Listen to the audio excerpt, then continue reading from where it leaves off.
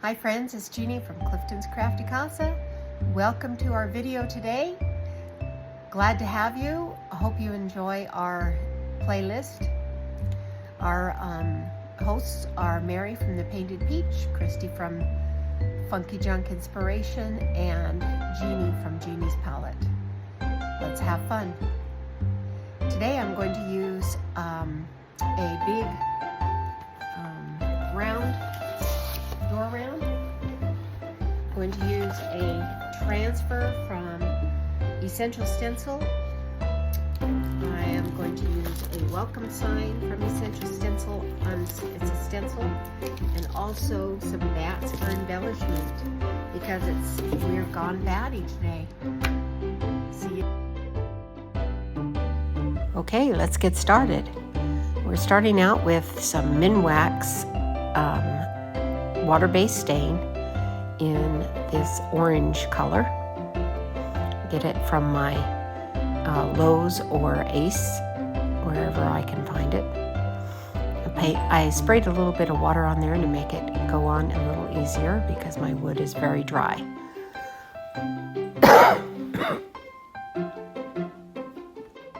So it goes on well, and here we go. It's a beautiful color. It's pretty bright, but orange is good for the season, right?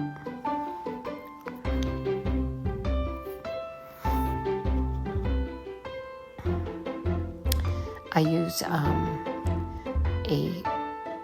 pad that I get from Harbor Freight, keep in a plastic bag, and use all four sides before I throw it away and it gets crispy. Okay, here's the transfer from Essential Stencil and the stencil from Essential Stencil. I am an affiliate with the Essential Stencil, so if you want to purchase any of these things, I do have a code that could save you 10%. At checkout, it is cliftonscraftycasa without the apostrophe. Okay, so this welcome sign comes with a bunch of different icons to go on top instead of the O. I decided not to use those for the O. I'm going to use the O regular. So I'm just setting it down so that I can have my fit it all on that round really well. And so the first thing we're going to do is stencil the welcome. I'm using Waverly chalk paint, ink color, and I'm using an Essential Stencil brush, and I loaded off and offloaded, loaded on and offloaded my brush, and I'm doing a circular motion to put on my stencil.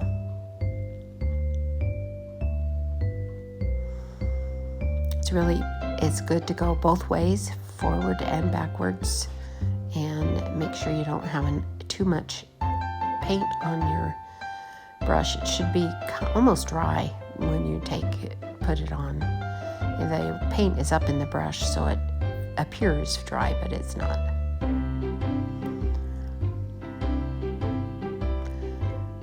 Okay, so I love this welcome font. This is a beautiful font for this, especially this project.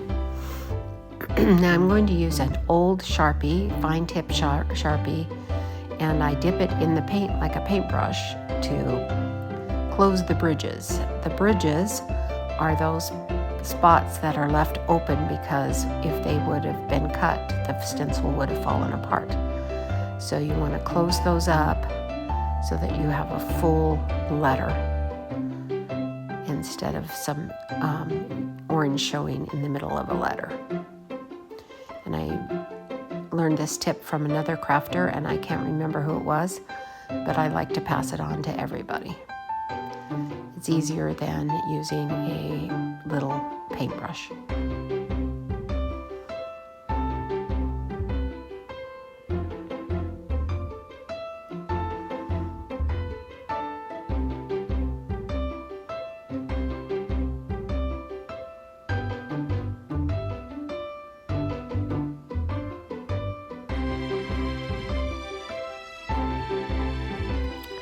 Okay, we're going to get ready to we're going to dry that before we put on the transfer.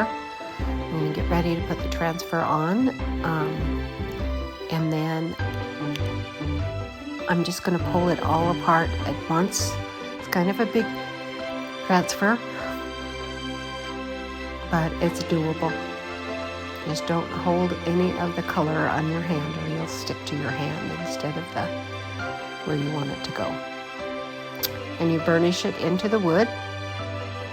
That's what I'm doing now, and then I dirt all over and then do the little intricate parts and pull it up with that get that plastic so it'll come up, and start pulling. And don't be too excited or too fast about it, because some of it doesn't want to stay down, and you can always put it back down if you don't take it up too fast.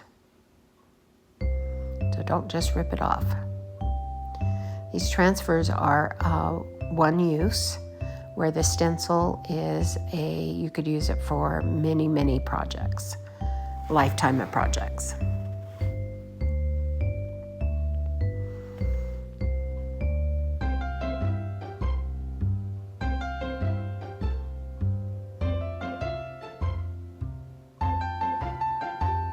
A couple of parts don't want to come up exactly easy, but it just takes time. You just have to and I sped this up for you, so you're not even having to spend much time watching me. Okay, so I broke it up a little bit so you didn't have to watch all of that, and I'm going to finish off taking that transfer paper off of that truck, and we'll be done with that part.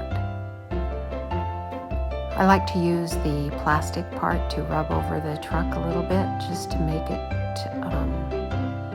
sure it's down good. I didn't do a lot, but I did enough there. Now I'm going to put a little more black on my brush, and I'm going to make a road.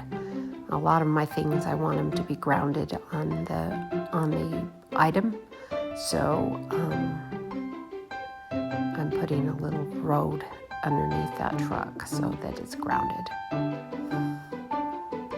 And then we're going to use the bat stencil.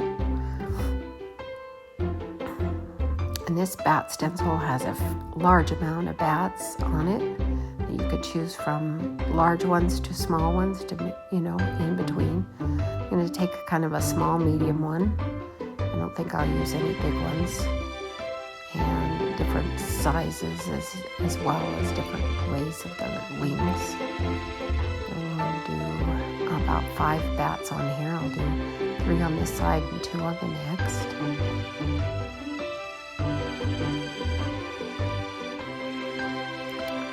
And then I want to put a web on here, because you see the truck has webs and spiders on it, and I kind of want the rest of the round to feel like that too.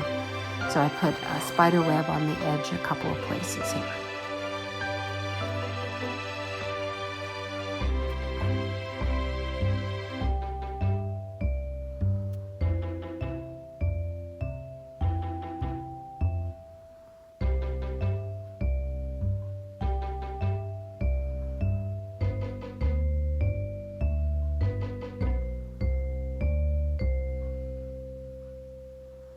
So there we go, our truck.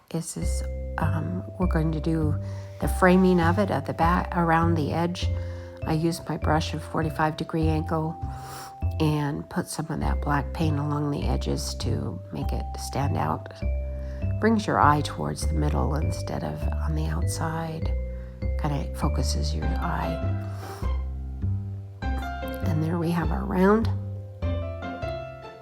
We have a beautiful fall Halloween sign for your door. It's cute, and I'll probably do something on the back a little later. Thanks for coming. Make sure you subscribe, like, touch that bell. Thanks. Bye.